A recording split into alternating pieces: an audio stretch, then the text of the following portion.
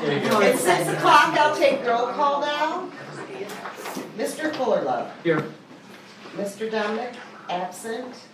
Mrs. Lyon, absent. Mr. Tabor. Here. Mrs. DeBlock. Yes. Mr. Helm. Here.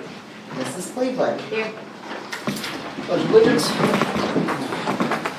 I pledge Allegiance to the flag of the United States of America and to the republic for which it stands, one nation, under God, indivisible, with liberty and justice for all. Okay, over to adoption of the agenda. Dr. Johnson, any changes to the agenda? We will just have two shifting around. We are going to switch the order of the Good News Report and Tiger Talent, and then we're also going to have our lovely fine arts folks present. Callan, I'm going to have you present under Communications and Correspondence, so it'll go right after me, so you'll have a very docile, sleepy audience. Okay, with that, I'll entertain a motion to approve the amended agenda as presented. So moved. Is there a second? Second. A motion was made by Mr. Helm, second by Mr. Tabor, to adopt the agenda as amended. Mr. Helm. Yes. Mrs. DeBlock. Yes. Mr. Tabor. Yes. Mrs. Cleveland. Yes. Mr. Fullerlove. Yes. Motion carried. Okay, over to recognition of members of the audience. We've got A.A.Ron Johnson. I'm not going to read the spiel, Aaron, you know it by now, so. Sounds good. Okay. And I'll go ahead and kind of address the audience as well as the board, because this is relevant to everyone. Good evening.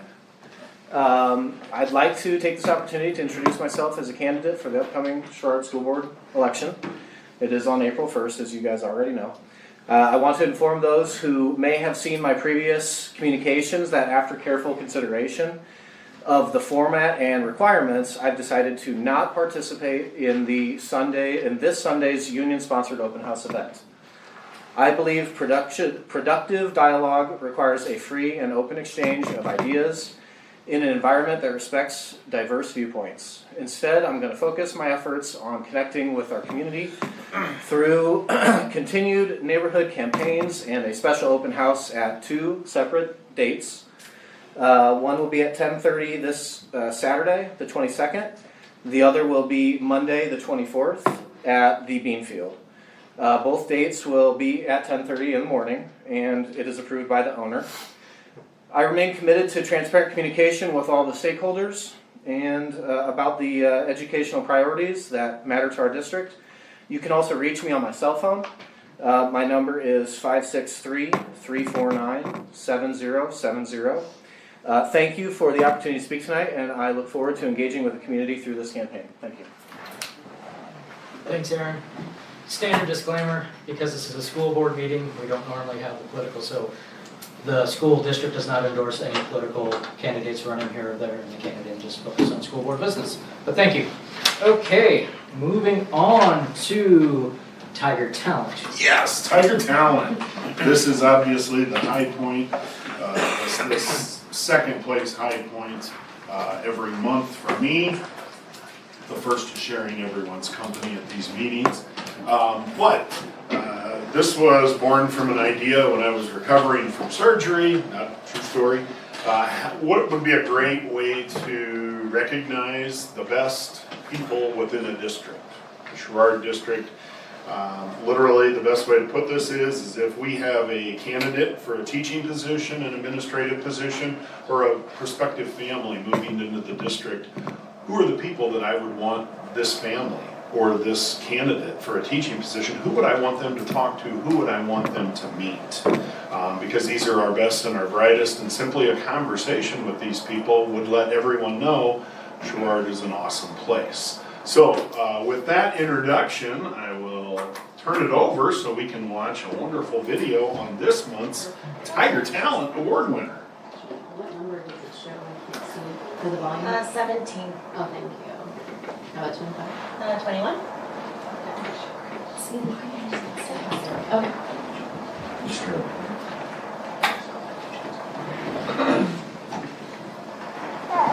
I just want to take this opportunity to thank you for all that you do behind the scenes. Sorry, guys. Thanks, guys. Thank you. Oh man, we have it right. At Zoom at the end there, I feel I need to apologize to all of you for having to see that. So close. So close. Mom ears come alive.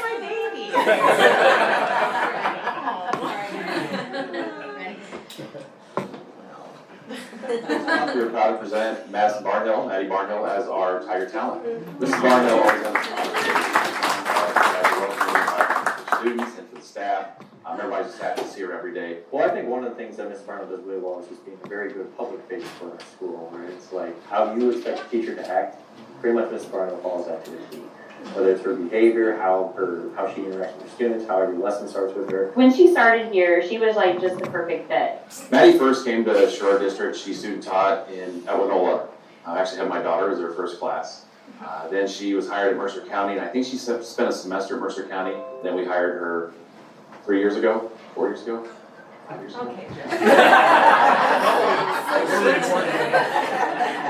She is just a fantastic person and a fabulous teacher. She will go out of her way to do anything for anyone, the kids, the teachers, anybody. She's a great friend as well, and she really does a great job of connecting with the kids. One of the students in my classroom, every day she asks, "Can I go give Ms. Barnhill a hug?" I really like her. She's one of the best teachers I've ever had. Miss Barnhill is my favorite teacher. Mrs. Barnhill is my favorite teacher because she's really kind and she tells you when you have something late. And then says, "Hey, you got this in. Good job." So if you don't know what to do. I describe Maddie as caring, passionate, and student-centered. She does a lot of small group work, really gets to know the kids one-on-one or in a small group. Energetic, articulate, and intelligent. Every time I'm in her classroom, when I'm observing her, there's always like some good notes here and there that I pick up that I've never noticed before.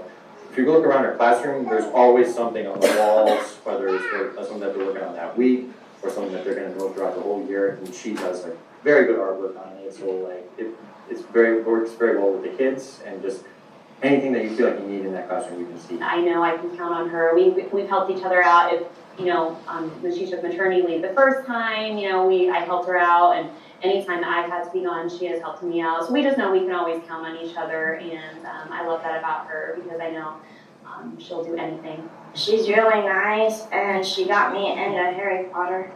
She has Harry Potter decorations all over, and she does a lot of things that are really fun with us. For birthdays, it has a cage and an owl for everyone, and then the months. She just has like a good way of teaching everybody, and she is just like kind of a good role model to look up to. Anytime we need to get in a group and collaborate for Mr. Schillinger or district or anything, she is always right there, giving ideas and, giving her opinion and what may work, what may not work, and she's not afraid to speak up. She always tries to have a positive attitude with everything that we do, and but like I said, she'll be honest if there's something that she doesn't think works, and that I love that about her. Whenever we have discussions, she's always pretty much well ahead and okay, we're gonna probably try this. So when it comes to curriculum planning, she's very good about that stuff too. And I think she's a very personal person too. Like when you have a conversation with her, she's gonna be very, very empathetic and very good listening here for you as well. Just really puts their needs first. She comes in and just in a great mood. They listen very well to her. I think she goes in, she develops that good relationship at the beginning of the school year, and she sets down the rules and the guidelines and expectations. I think she's very good about sticking to those things. I think the kids respect her for that. Manners and all of those other things that we have to teach other than what's in our curriculum. She's one of the people who knows how to give you a good atmosphere in terms of feel happy and making you feel like she'll give you a good laugh. Say it again. Hattie?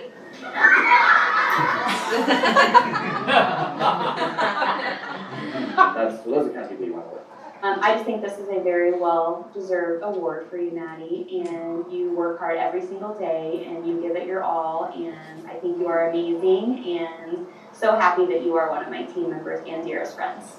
Hope I can work there for many more years. And congratulations on your baby as well. Thanks. You're amazing, Miss Barnell. Thank you for being a great teacher. Thanks for making 5th grade fantastic. We're pretty fortunate here at Mataville to have her on our staff.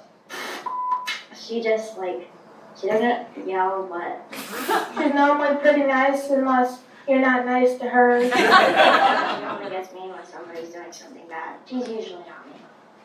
I'm not usually lying. They're always have a smile on her face. Face? You spelled it. Oh, Christopher Kwiatkowski and with Mark. It's 26 letters. Just not every letter.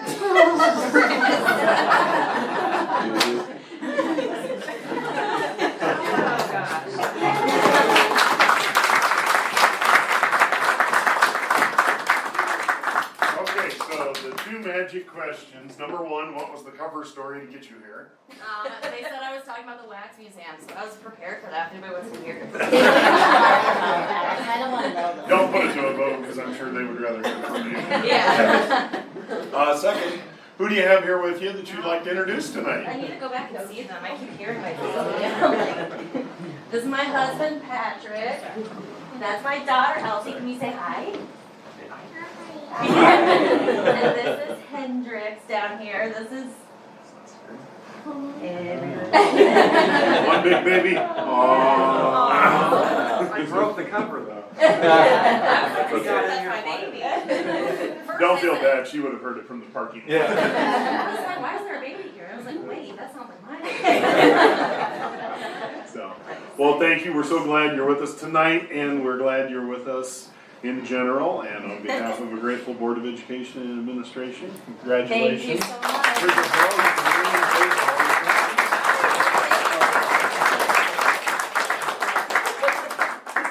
And you're welcome to stay with the family for an enthralling board meeting, but if you want to leave, I don't we know also if understand. I appreciate it.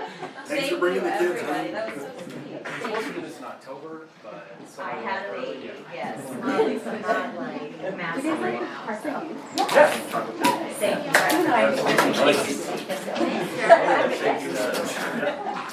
I say, Chris, how fast did you grow that beard? Man, I feel like that's the last time I've shaved since that video. I think I gotta get rid of this tonight after that.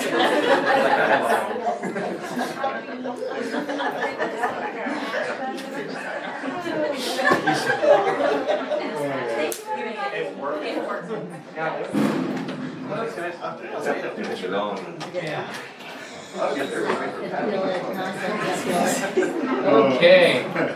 Over to good news report. I think Jeff has it. Yep. Fortunately, you have to listen to my voice, so we'll do what we do. All right, for Sherrard grade, the Sherrard PTO t-shirt fundraiser brought in $2,296 in sales, which is $600 in profit. The funds will go towards a pavilion and the playground improvements at Sherrard grade. At Winola, they had a kids' heart challenge. Students raised $4,801 for the American Heart Association. Celebrated with jump rope assembly on March 5th. It was so much fun. The Employee of the Month was Stephanie Hoover, second grade teacher, recognized by the ROE. She's honored for her dedication to student growth and well-being. At Mataville, Connor Hartman, Landon Hinsman, and Holt Zimmerman all qualified for state, with Connor receiving 5th place. We held Career Day March 6th. We hosted students to explore future career paths. Thank you to all our volunteers who participated. Kids had a great time. I know Matt was there, Matt the Block, and I don't see anybody else here. His family. Andrew was here for Callan, so it was great. A lot of community involvement. Reese and Aaron, right? Huh? Reese, jeez. Yes, Reese. Reese was also there. His is one of the favorite ones. Oh, sorry, Reese. Well done, sir. Well done. I'll pack my stuff. That was good. The QC, we'll have a Quad City Storm game performance with our kids, for our music kids. Miss Pageant auditioned kids, and she selected 12 kids to sing at the Storm game tomorrow night. So if anybody's interested, let me know and you can buy tickets. Emery Weiss was our building champion for Miss Pageant's Foundation challenge. For those of you who don't know, kids do they make a digital song and they put together and play it. It's pretty cool. So, junior high, Lane Weber and Oliver Heiss qualified for state tournament. Lane Weber advanced from sectional level and will compete in the districts tomorrow, assuming this is past tense, for a chance to go to state, since they said he went to state. He got fourth. Placed fourth, thank you. Leadership program, the Sherrard Junior High Leadership Program held its third meeting. Nearly 50 students participated. Volleyball, 8th grade team was 13-1 overall, 9-1 in conference play. They tied for the conference title with Orion. They kept the banner and will start with the next season. And the regional started March 8th. Unfortunately, not in here. We got beat in the second round. Stupid team. Teacher recognition. Mr. Duquette received WQAD My Favorite Teacher Award, nominated by Cameron Green. This feature will air soon on Channel 8, so I don't know if that's happened or not. And Scholastic Bowl, 7th grade team is 4-1 on the season. High school, boys basketball, regional champions. They went to sectionals and finished second. Girls basketball, Track West Conference champions, finished season regional final. That was a great season for them. Wrestling, Nadia Anderson advanced to the state wrestling meet. Though she lost her matches, she had an outstanding career. And then today, WQC came and presented Riley Carden the Spotlight Athlete of the Week, and that's yet to air. All buildings, 4th grade field trip, students from Winola and Sherrard grade attend the Quad City Symphony Orchestra presentation. Their field trip to the Adler was on February 27th. It's a great experience with classical music. The Scripps Regional Spelling Bee was March 1st, Augustana. We had Collins Custer from Sherrard grade made it to the first round. Claire Hergert Mataville through the first round, and Kenny Myers of Winola made it through the second round. They all did a great job representing the district. And finally, Iowa AEA Job Fair is February 24th. Casey and Kayla presented for the Sherrard district, met with potential candidates and gathered some resumes. And they were featured on KWQC TV, which I sent Casey pictures of when he was doing it, to share the opportunities. So thank you.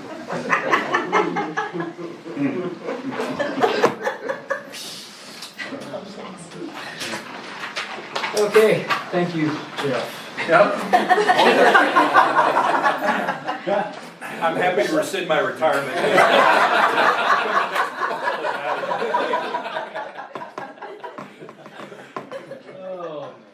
With that, I will move over to the consent agenda. Is there any questions on the consent agenda? Hearing none, I'll entertain a motion to approve the consent agenda items as presented. So moved. Is there a second?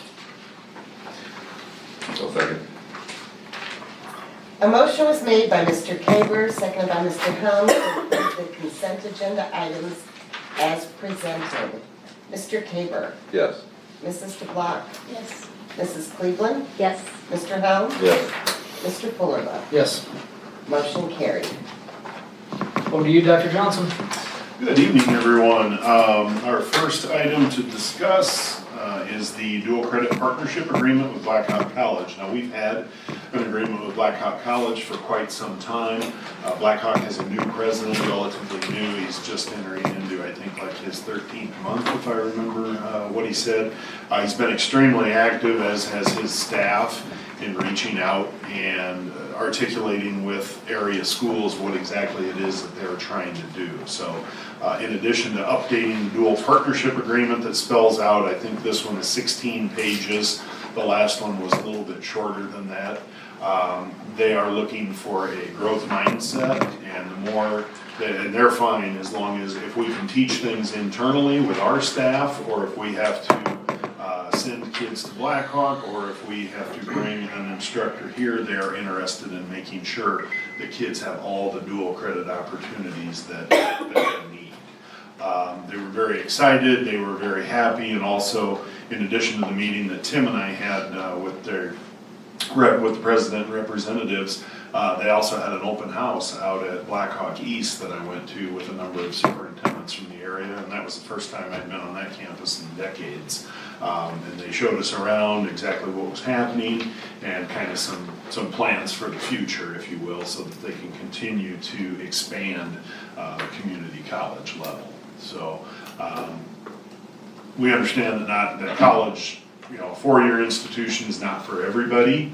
And one of the key points that they kept reminding us of is just because you go to a community college does not necessarily mean that that is the end goal. Perhaps it is to save money for a couple years and then go on and be prepared for a 4-year. So they're doing a very good job of being comprehensive in terms of if a certificate or a 2-year certificate or a 2-year associate's degree is all you need for your plans, awesome, we want to be prepared for that, but we also want to have an exceptional transfer program.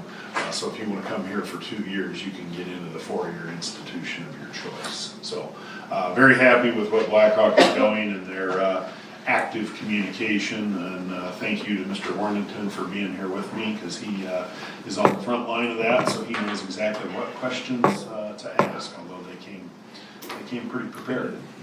So go ahead, Casey. I was just gonna ask, what all classes do we offer as dual credit?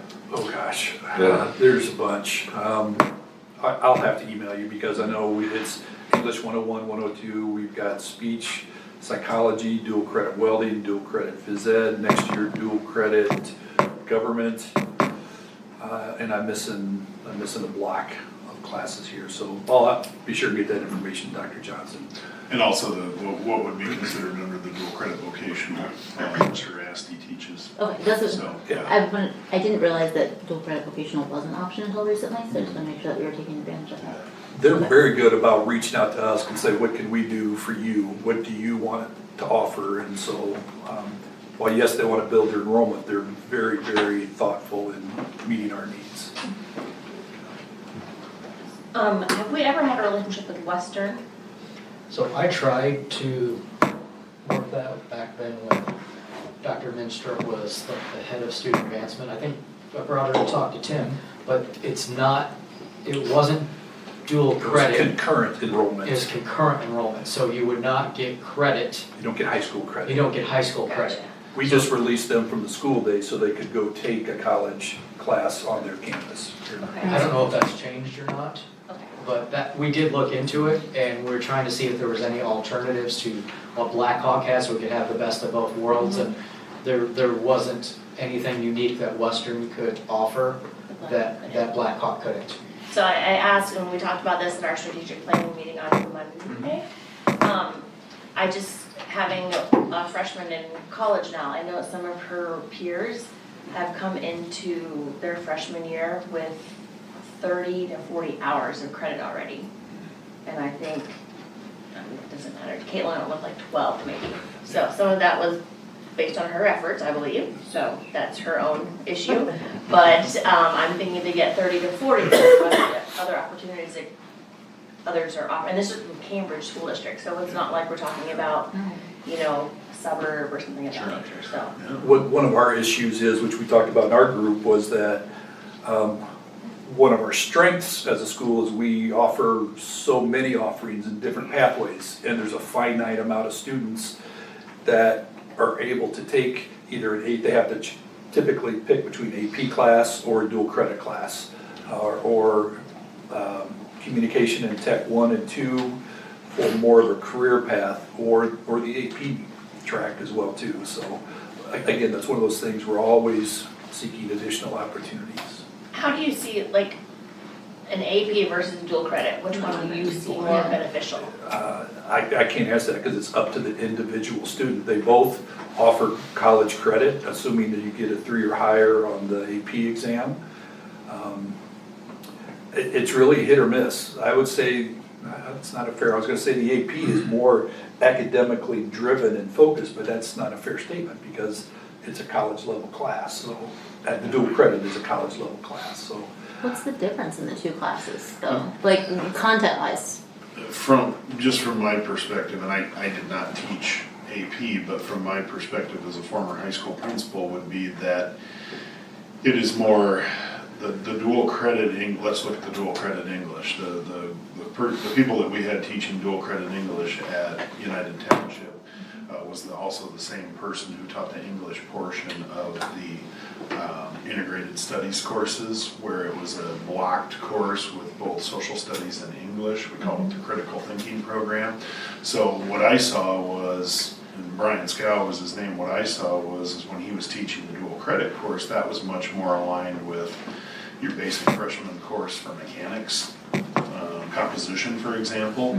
But when you're looking at an AP course, it's much more specialized. You might have, I mean, we had, British literature, AP British Lit, AP American Lit. So there's, it's more focused on a particular area. And most times I would say it's probably more academically rigorous, simply because it is more focused versus what this would almost be like a survey course for English 101 or Comp 101. So, and I've had my own kids do both. So that's again maybe a little parent thrown in there perspective. But if the biggest piece that I saw as a parent, not as a principal, is the study load associated with that, aka homework. AP is extremely demanding as it pertains to that. Yeah, for sure. So. Any other questions? Thank you. Okay, the next thing that we have, sorry. Oh, yeah, I'm sorry. I got carried away, Reese, my I'll just say apologies. action. Just put on the gas. Okay, with that, I'll entertain a motion to approve the dual credit partnership agreement with Blackhawk College. So moved.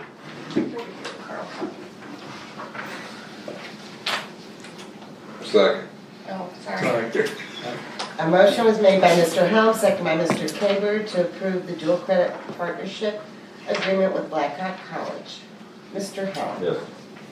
Mr. Kaber. Yes. Mrs. DeBlock. Yes. Mrs. Cleveland. Yes. Mr. Fullerlove. Yes. Motion carried. Okay, now I'll go to apologies.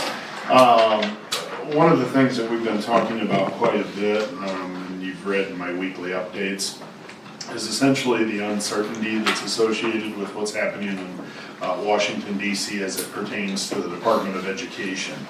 I literally just prepared some notes so that I can speak directly instead of any editorializing whatsoever.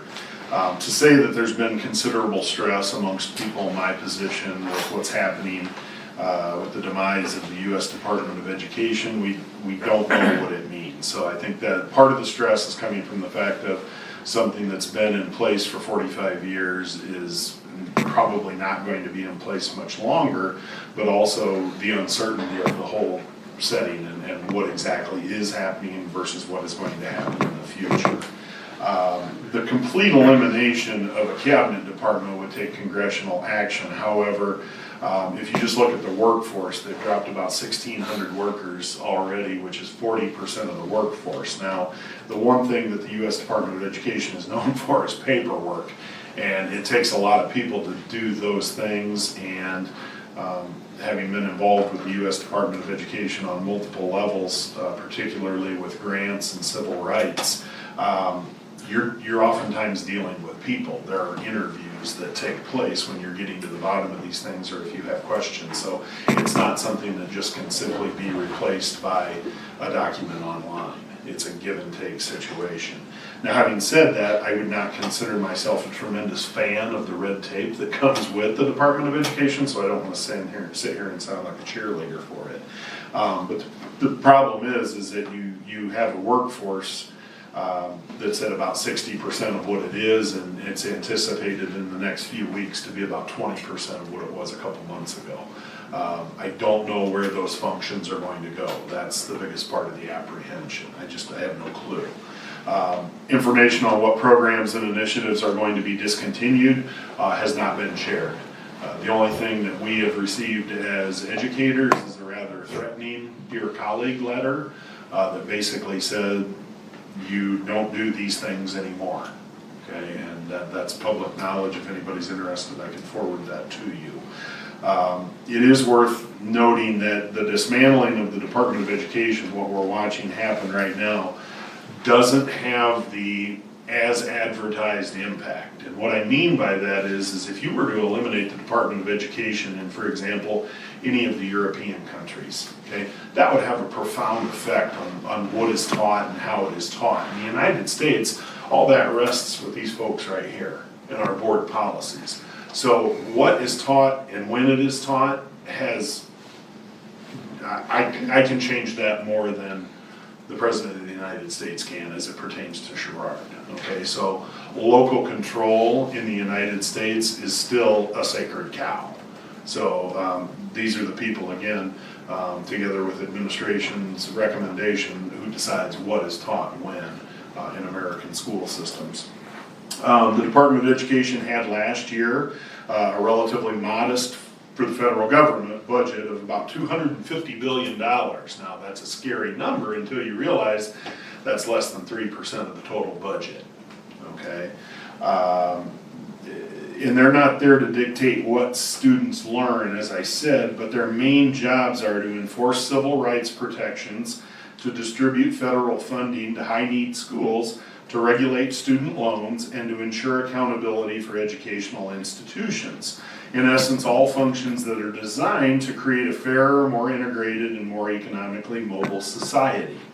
Essentially, the Department of Education has been tasked, in my words, with protecting the less fortunate, the most in need, and the most vulnerable students. Now, when you hear that $250 billion again, that's a shock to the system. But remember, the federal student loan program is part of that. Okay, so it's almost like a rolling budget. It's a little bit like, say, our cafeteria funds. Yes, you see these huge amounts, but on the other hand, that's not just money going out because, you know, if a kid doesn't have a free lunch, they are somewhat paying for something. So the student loan program is part of that. So even though there's billions of dollars going out, there's also billions of dollars coming back in. There's actually an interest. Those usually are not interest-free loans, so there's actually a little bit of income on top of that, okay? Our ed fund at Sherrard for this year is about 10% federally funded, so we're just under $14 million for our ed fund this year, and our federal funding for this year is $1.332 million. There's still a little piece of some of the ESSER money, the emergency ESSER money in there. But by and large, we would have to be looking, if that disappears, we would look at a 10% cut. But again, when I say if it disappears, is because that is just as viable as an option as me saying it's going to double. Because I really don't know what's going to happen, okay? These are mainly for Sherrard, the title grants. Title I, Carrie, wave at us all, I know you love it. Special education is the second biggest, and school lunch and breakfasts. So these are the programs where we feel it the most. So when we start talking about the free lunch, free meal program, breakfast and lunch, when we start talking about Title I, which is assistance for poverty, children of poverty, and then we talk about special ed, that's what I'm talking about, where the U.S. Department of Education really has merit in that it helps to uplift and protect the most vulnerable. Special education in specific, if that disappears from the budget, we've got problems, okay? What does that mean for us here with both the not knowing and the potential loss of funds? I'll go back to what I said at the beginning, I just don't know. And the biggest problem is, I don't know what I don't know. I know I don't know a lot about what's going to happen, but I'm scared there's things that I haven't thought of yet that could also be happening, okay? And this is not being done methodically, okay? For example, with the Department of Education, it was doors locked and 1,600 people lost their jobs pretty quick. 40% of the workforce lost their jobs pretty quick, okay? So I'm going to talk about the strategic plan in a little bit and how well that has been thought out by this Board of Education and the directives that I've been given. The opposite is what's happening with the U.S. Department of Education right now, okay? If if the US Department of Education turns into what I would consider a flow-through agency, we might get the exact same amount of funds that we're getting right now, just with less red tape. Now, to be honest with you, that's about the best case scenario that we could actually hope for, because we would get the money from the federal government and then it would go through ISB just like it does now, but we would reduce that extra layer of, how should we say, I keep saying red tape, oversight. I'll be more polite and just say oversight, okay? That's one scenario. Another scenario would be if they eliminate those provisions, which is federal legislation that's been in place since 1964, so me flying around the room is about as likely as that happening. If they were to eliminate the legislation that has created all of the funding for this, Illinois would be sitting pretty, okay? Now, I know it's been popular to hate on Illinois and the tax policies lately, but I'm gonna be honest with you. We are nowhere near the top 10. We are nowhere near the top 25 of where we get our money in this state versus what we send to Washington, D.C., okay? There is a tremendous correlation between states who take in the bulk of their funding through the federal government and how little they send to Washington, D.C. Now, I'm not saying it's a perfect correlation, but I'm guessing it's somewhere in the 90th percentile. Illinois, and if this is a government teacher coming out, I know he does that sometimes. If you want to look at the balance of payments portals and see how much each of us get back from Washington, D.C. versus how much we send in, you'll be red in the face. Because we send a lot more to Washington, D.C. as Illinois taxpayers than what we get back, okay? Just briefly in closing, what I mean by that is, this is from the Pew Research Center, which I swore I was never going to look at again after I finished my dissertation, but here I am again. Which states and school systems rely the most on federal K-12 aid? Number one is the state of Mississippi. They have 23.3% of their funding for education comes from the federal government.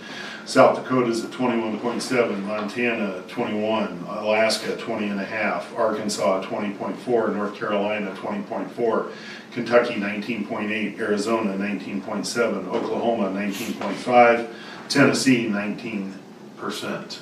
Okay, like I said, we're not in the top half. Okay, a lot of people will then use Chicago Public Schools. Chicago Public Schools does not make the top 10 list for the percentage of funding that comes from the federal government. So when I say Illinois would be sitting pretty good if we got back the money that we sent to the federal government, which again is not likely, I truly mean that. Okay, and again, if anybody wants a copy of what I've talked about, just give me a shout and I'll send it to you. But again, I think the biggest problem is the uncertainty. We could not simply take 10% out of the budget for the ed fund and keep doing things the way we're doing them. So, Lindsay and I have been talking about this extensively, mainly because we've got the amended budget coming up. Okay, we'll be presenting an amended budget in May, and then presenting for a vote in June. There probably could be some pretty hard conversations at that time. Now, the fastidious and careful nature of the board has had a phenomenal impact on our fund balances. That could possibly save us for a year or two if we end up in a worst case scenario. Okay? But make no mistake, we are facing a lot of uncertainty. Okay, so you can't take 10% away from the neediest and expect things to continue the way they are unless you're willing to spend reserves. Okay, questions? I know I talked for a long time. In September, you told us we had 217 days of operating expenditures. Yes. What would it take from the board in order to be able to move that into funds to cover that 10%? How quickly could it be? It would be a dollar figure versus a days of operation, yeah. because we'd be looking at about 10% reduction. So we just have to look at what the actual. So when you look at the consent agenda, the summary of deposits, it'll show you on there exactly how much money we have in the bank. Okay, and so it's very easy, and it fluctuates because we get, you know, interest payments, we pay for big projects, you know, things like that. You know, I see Steve smiling back there thinking about, you know, that curriculum cash. But, it's essentially, you know, that 10%, we could fund that 10% for a couple of years and not go broke. 2 years, 3 years, 4 years? How many's it called? Probably more on 4, wouldn't it? 3 or 4 probably. Yeah. Stop copying Jet 2 years. But then we're, I don't know. Yeah, then there's no reserve. yeah, but then you're done. Yeah. So, yeah. So, and I'm not, you guys can laugh, but I'm not joking when I say this has awakened me at night in the last month a lot.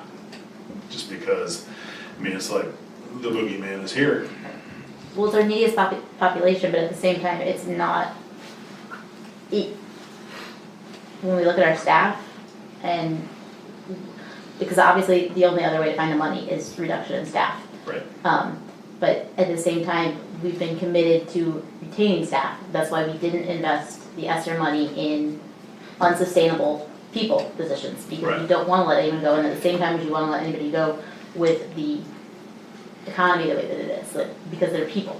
They're not a number to transfer to cover another thing. So looking at what we have and how to spend it down responsibly, but maintain. This is a rug pull, in my opinion, and I don't mean that in a political sense. This is a rug pull, something you didn't see coming. Yeah. You move the chair when you turn around to go sit down. Mhm. So I don't know, it could have a minimal impact on us here in Sherrard. The good news is we get about 10% of our, ed fund budget from the federal government. I shudder to think what's going to happen to our local schools with a more urban setting. The good news is we do have the reserves, so we don't know what's going on thus far. We need to keep it kind of in the back of our mind, but we don't need to get all crazy about it or anything right now until stuff starts happening, and then we have time to adjust. Yeah. Principals, raise your hand if I've said no to you lately with finances. There you go. Hey, Jeff wants a new playground. If What's you're not that? saying no, Magna Building's a new playground? Told you. Sorry. It's either laugh or cry, pick the first one. Only thing from your report that worries me, I gotta have a little bit of a difference of opinion about the Europe versus United States, and I agree that we have a certain level of local control, but we really don't. And that's what my fear is if we go to this, that gives Illinois more power. There's already over 700 education mandates with about 10 to 15 being added each year. What do you see if the federal government goes away of what the Illinois legislature was going to do? Just this week, we saw the IHSA came up with a rule that said you can't be in dual sports with basically traveling team with that. And so what does the legislator do? They start working on a bill to override what the IHSA is doing. Right. So how do you see that playing out? Do you see Illinois trying to be more of a grab of controlling what exactly we do here? And what I see is limiting our ability to do the work at the table. The example you brought up is good. As soon as I read that and received the notification, I filled out my opposition slips to that bill, and I got on the phone and started calling, and by the end of the day, I'm not claiming credit, but by the end of the day, Greg Johnson had dropped his name in the sponsorship of that bill. Nice job. So, I'm sorry, I fight first and then, whatever, but, I will not continue, and in terms of coming from the IASA, the Administrators Association, we're starting to make some headway with both the governor and the legislature to stop doing this type of thing. And the particular bill that you brought up, again, I don't know what kind of legs it was going to have, because it was very much a special interest bill. The originator of that that bill had a specific instance where it felt that a kid got shortchanged, and was going to remedy it by legislation. I think our professional organization is making pretty good inroads with trying to, let's stop that, let's knock it down. So, you know, and I mean, I think it's, I talked to colleagues in Iowa and they're struggling going the other way, you know? It's a, yeah, I guess sometimes it comes down to that point of view piece, but I think that the state government is always going to try to, you know, creep in a little bit more regardless of which direction they're going.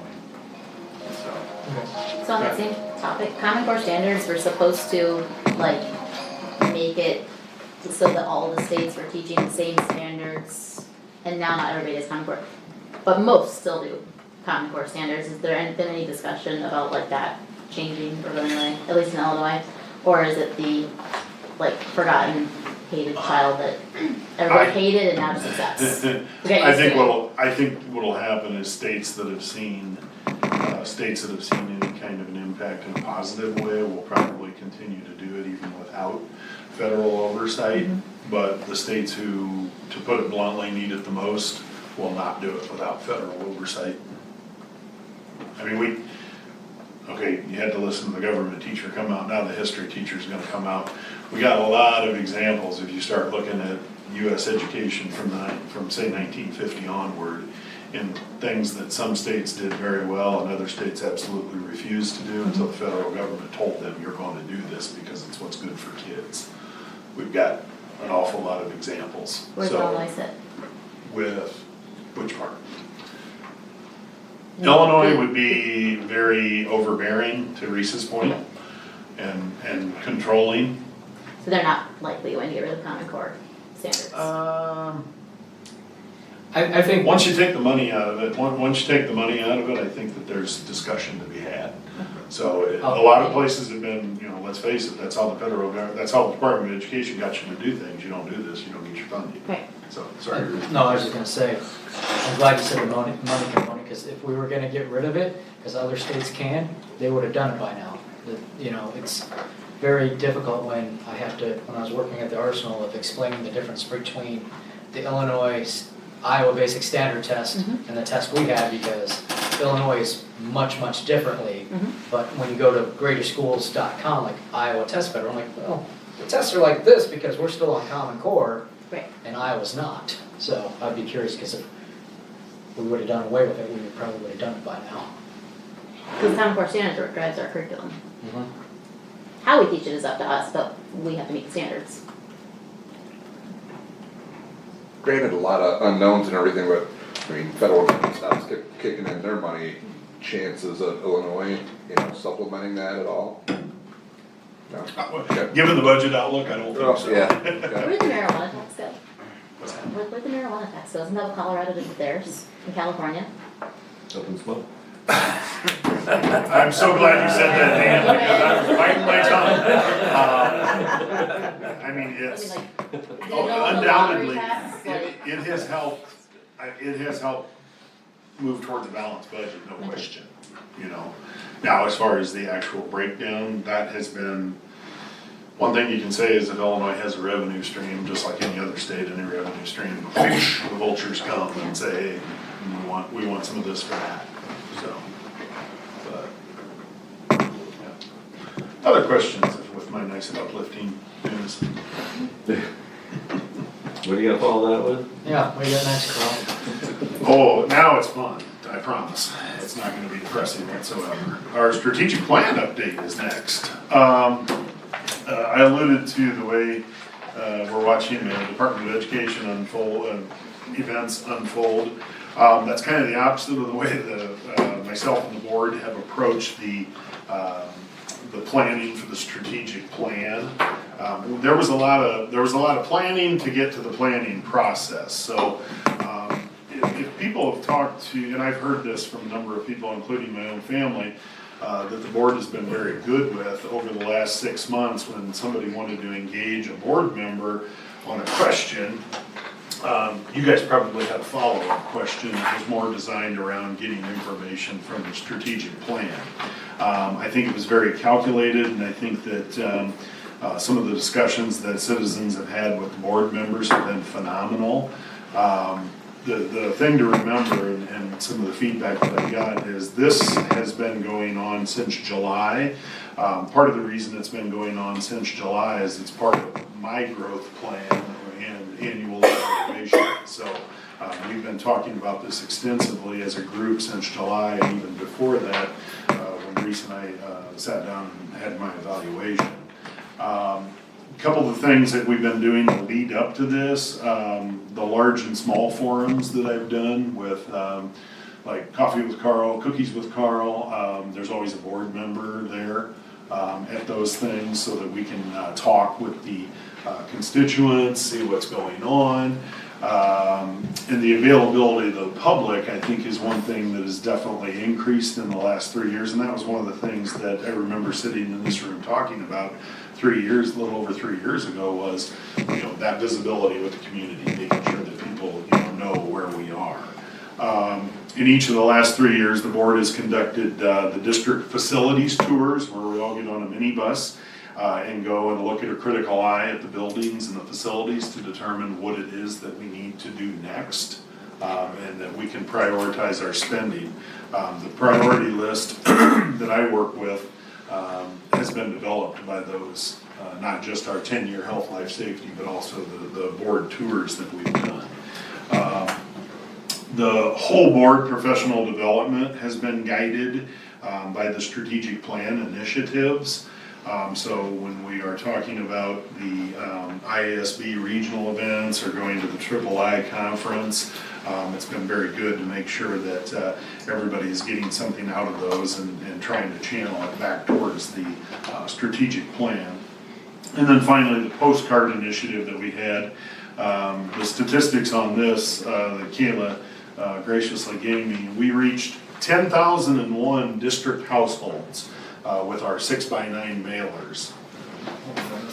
Right there, thank you, sir. I still call them postcards, sorry. But this is essentially, we were able to hit 10,000 households with these through targeted mailing, something that we couldn't have done with the old school newspaper. Now, yes, I'm old and I really enjoyed the newspaper, but as far as a reach for communication, this was phenomenally better than that. That was sent out from February 18th to 20th. We had the year in review video, and there was an informational landing page. It was a tremendously cost-effective approach compared to the traditional newspaper, as I said. And it was a key component in making sure that people understood the current state of the district. It wasn't coincidence that this went out, and then a week later, the survey hit the mail, hit your inboxes. Okay, that was because we wanted people, what's going on right now? Okay, now we can look with a critical eye at the strategic planning process to see where we want to go next. Now, what has started now is the visible piece for everybody else besides the board, with the public input. And one of the things that I want to do, I'll go first, since we had our meeting last night, and then I'll have the principals talk just a little bit at the community involvement. So last night, it was Mr. Kaber and myself, and I believe we had four staff members. The community member that's on our committee emailed me and had to work late and couldn't make it, but I did talk with him a little bit more today. And we literally went through each point of the strategic plan process, the subheadings, and mine, for example, is infrastructure and sustainability. What do we need to do to make sure, for example, that our facilities are headed the right direction, not only upkeep, but things like expansion, okay? We had some phenomenal conversations. I took notes and talked for about a solid hour, and I think that people walked away with that understanding that they're going to come up with what are our strengths, what are our weaknesses, what are our opportunities, and then what are our threats to the way that we do things, okay? Who's volunteering to go next? Casey? You did. I had the first one for student achievement with Mrs. DeBlanc. We had 800 folks join us on Monday the 17th. We had some snacks that were offered, and we took us up on them. We did some information gathering during that time. We had parents, teachers, nurses, counselors, special education folks, homeroom, high school staff. So we had a really wide variety of input, and it was a really great conversation. We focused ours on student achievement, so we talked a lot about the course offerings that our district has and the new curriculum that's coming up. And then we also talked about how that could segue into some opportunities or threats as well, looking at how do we support some of the new staff coming in and those transitions that take place as students move from building to building. We also looked at one-to-one communication. Some of those positives that we discussed was the student-led conferences, the tech resources that we have, and we talked about how we can improve on the implementation and focus on really that purpose, the intent of those conferences as well moving forward, as well as a lot of other pieces too, so kind of just giving the highlights and the summaries tonight. We also talked about expanding wellness services for students, and there were just so many that we were able to really tackle, be able to brainstorm and bring up that our district offers. And we talked about more of how do those things start to be more efficient? How is the efficacy of those programs improved so they can be more beneficial for our students and our staff as well? We used the SWOT format that Dr. Johnson had provided us to go through the strengths and weaknesses, identifying those internal components and looking at the threats and the opportunities, more of those external components as well. And we really found that many of the pieces that we kept bringing up as just discoveries could really be opportunities for our district. And we kind of had to put the brakes because the conversation would start to go towards those action steps or start to think about what are some of those things that we could do, and just reminding that we're just gathering information right now. So it was a really great group. And we're excited to be able to share some of those pieces as we meet. We're planning to meet on the 1st of May, coming up again, or 1st of April. Yes, April, sorry. Coming up very soon, so looking forward to the meeting.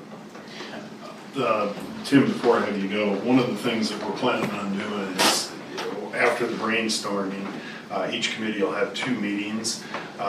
About the same time that I'm compiling everything for the board, we're going to put it on the landing page here so that the wider community can see what each group is doing. So then the real work starts. Okay, how do we funnel this down and make it happen? Sorry, Tim.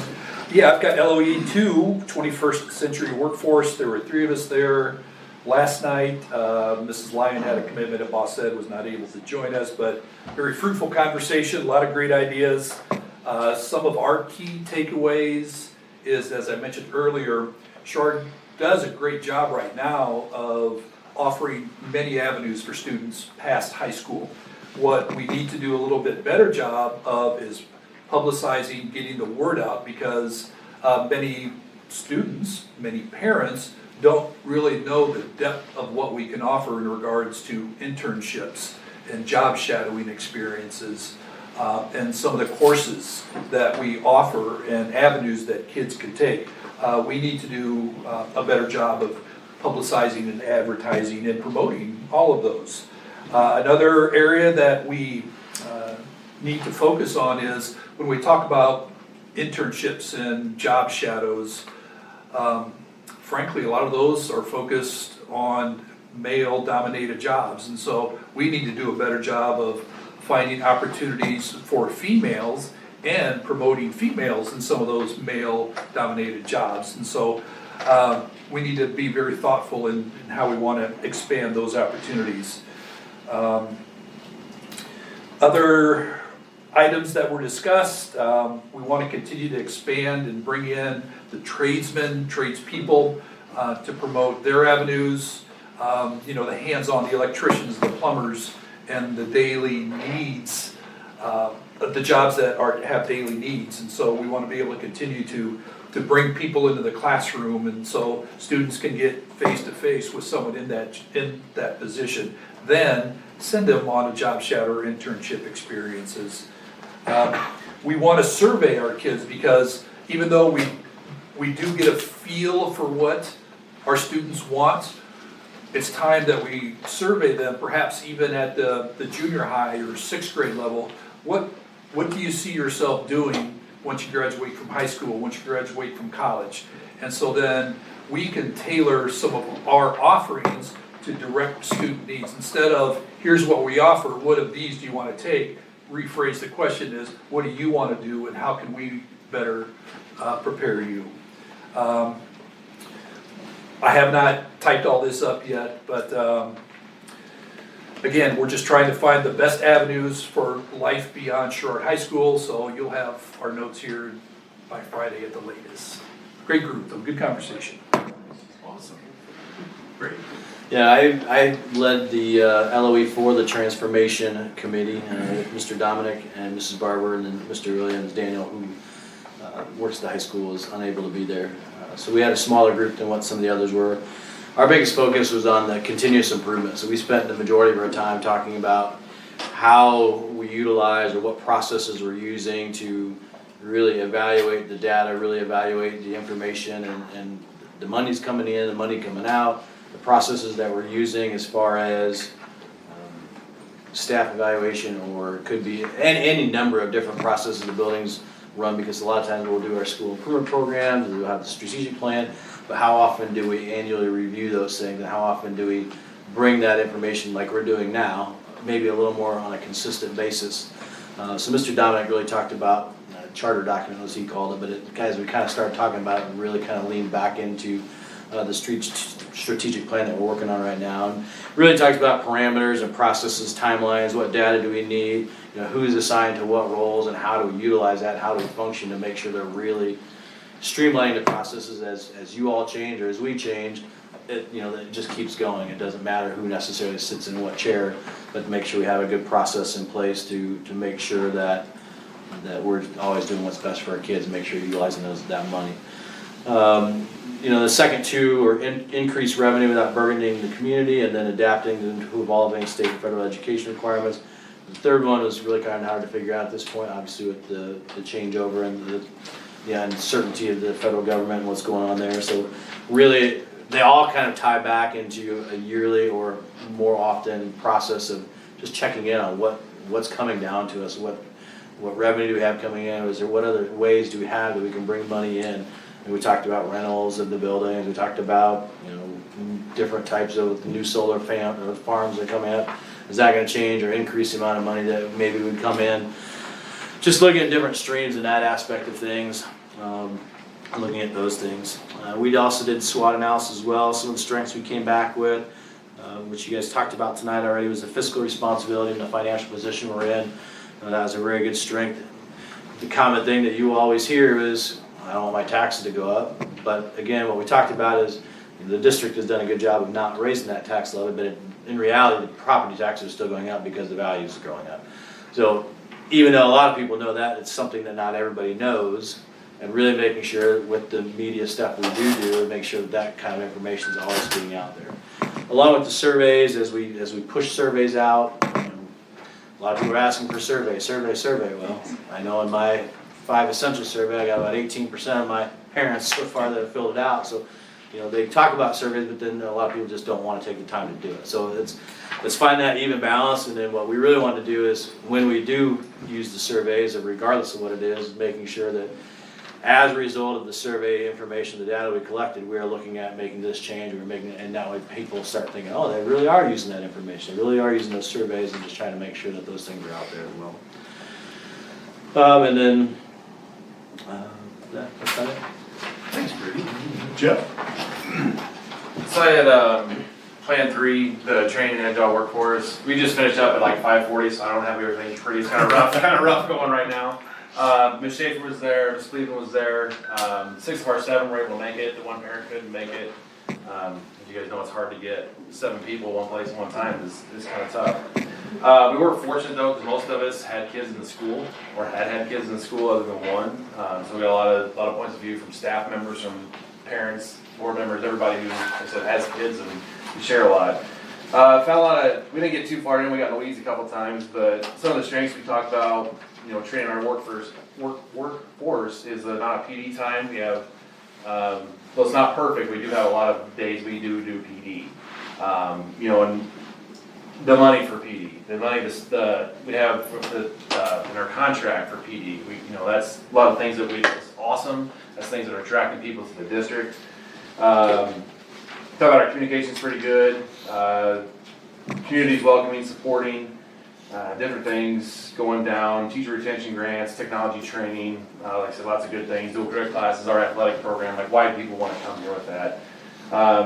Some of the weaknesses and things we have to talk about with our trainings is, we could use hit some other areas we don't normally hit. We're going to dive into those a little bit deeper.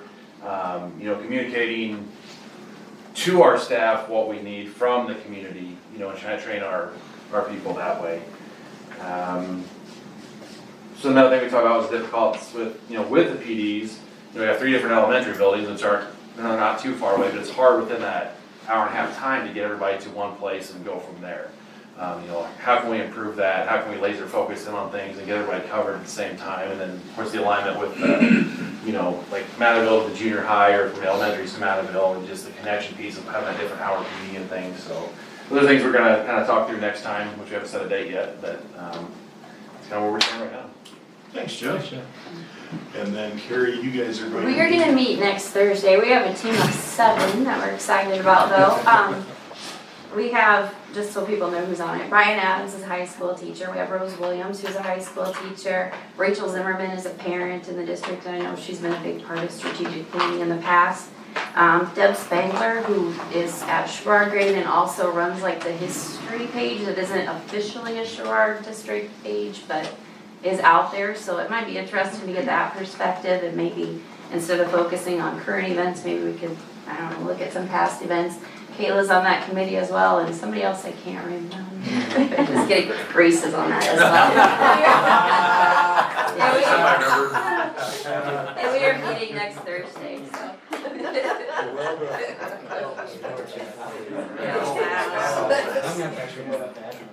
I know. Well, thank you guys. Understand that this is a tremendous lift that had, I'm grateful to the board for the preparation that's been put into it. And again, it's like anything effective. The part that you see is the tip of the iceberg. All of the underlying, under the surface, was the work that was done prior to this. And again, thank you to all the principals for taking these initiatives and running with them. It's a dream for me, because I don't have to answer 500 questions. It's pretty much, we talk about it, I send them some documents, okay, and this is literally what they come up with. So I'm very fortunate, and then I know that the board members enjoy being there, directly listening to people, so you've got staff members, community, throwing that information out there, so it's been phenomenal. But what else do we have? This is good, we're getting the input when you get it all, and we start deciding what's executable, we're doing. One thing I'd like to have that we didn't have last time was, we came up with this plan and there was no briefs back to the board. And so with having, what do we have, 6 lines? 5 lines? 6? Yeah, 6 lines. Once we get to the execution phase and we're actually making the metrics of what we're tracking, how the progress we're doing, I think it would be easy to have 2 lines briefed each board meeting, so that would allow that every line is briefed once a quarter. So we're not doing them all in one night, because that would be a lot to brief, but we should get into a regular battle rhythm. Once we get into execution, once we get into metrics, 2 lines a month we'll look at, so then everyone gets their shot 4 times, and we get at least a quarterly update on every line. And I think that works very well with what Aaron talked about with Brady, talking about the charter document, if you will, the SMART goals, making sure that you have a targeted outcome and you're reporting back and you're adjusting on those things. So, really good. Okay, well, that was all I have. Thank you. Okay, moving over to, our fine music department. You have a presentations to talk about? Yeah, I'm Callan Cedarquist. I teach junior and senior high choir, joined by my esteemed colleague, Elsie Puglis, our junior and senior high band director, and we are seeking board approval to take a week-long trip with our band and choir students to Florida, to Disney World, in March of 2026, for lots of fun, but also some educational opportunities. When we decided that we wanted to bring this back, it's been nearly a decade, if not at least a decade, since the band and choir have taken a big trip to Disney World. And it's, we live in a post-pandemic world, and we're ready to bring it back. We have some more stability and some more continuity in the music department, and we're excited to provide the students with a really fun opportunity for their high school career, but also to help incentivize our students and continue to grow our programs. When researching How to go about this. I know I personally have a Bob Rogers Travel drawstring backpack from my junior high. So I've taken this trip through Bob Rogers Travel Agency, which is who we've gotten quotes from. They're exceptionally reputable. There are some other travel agencies that don't have quite as good a reputation. So I personally have gone on this specific trip twice, once in junior high and once in high school. They're really great. We work with a travel agent who helped tailor the week for us, and he was a band director himself, so he understands what this looks like from lots of different angles. We are fortunate to have the Sherrard Music Boosters support us for fundraising, as well as just support and planning strategy throughout the school year, and the Sherrard Music Boosters would handle all the fundraising. We are hoping to get approval as soon as possible so that we can get information out to families. This is not cheap, but through careful fundraising and planning, we think that we can make it considerably more cost effective for families at least a year in advance. Is this solo Sherrard, or are you teaming up with another school? We are just us. And about how many kids would you offer it to? We have to hit a minimum, so I know the choir minimum is 15 in order to take the workshop. So they offer a performance, usually at Disney Springs, at some point during the trip. And then there's a workshop that students can take at Hollywood Studios for that day. Some of our kids that double dip will have to pick between band and choir, but there's a 15-person minimum in order to take the workshop. I believe the band minimum is 20. It might be closer to 18, I can't recall, but it was a number that we are above, so. We are, I know I have 20 on my high school roster next year. I have 32, so.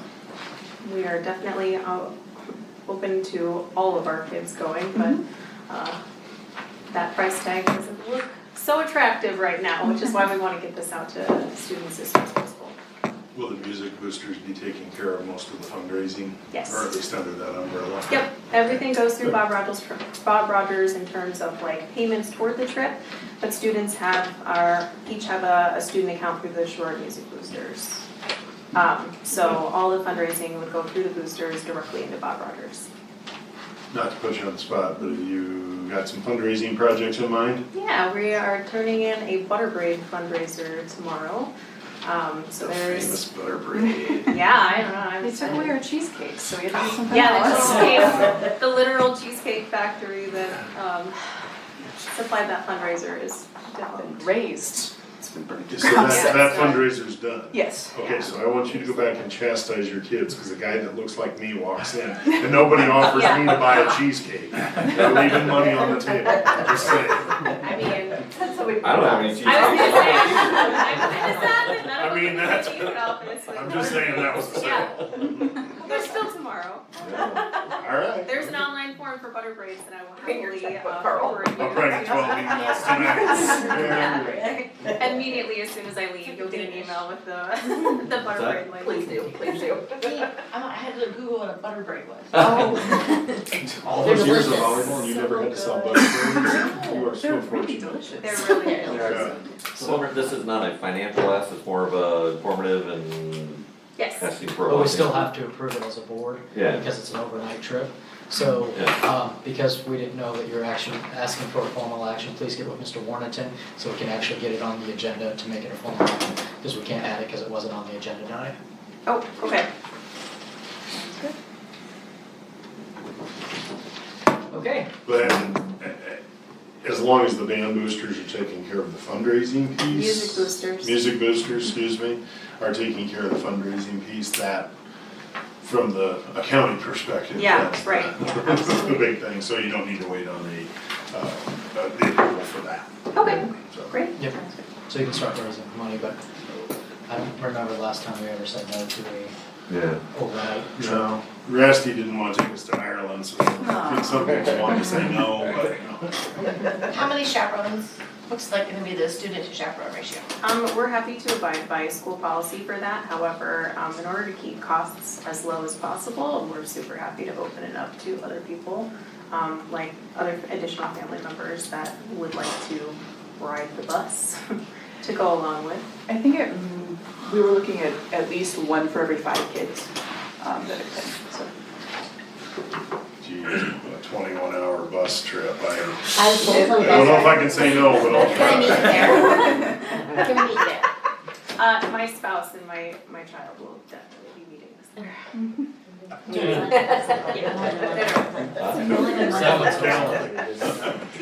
So Miss Cedarquist is actually looking forward to a 21-hour bus ride. A little bit, yeah.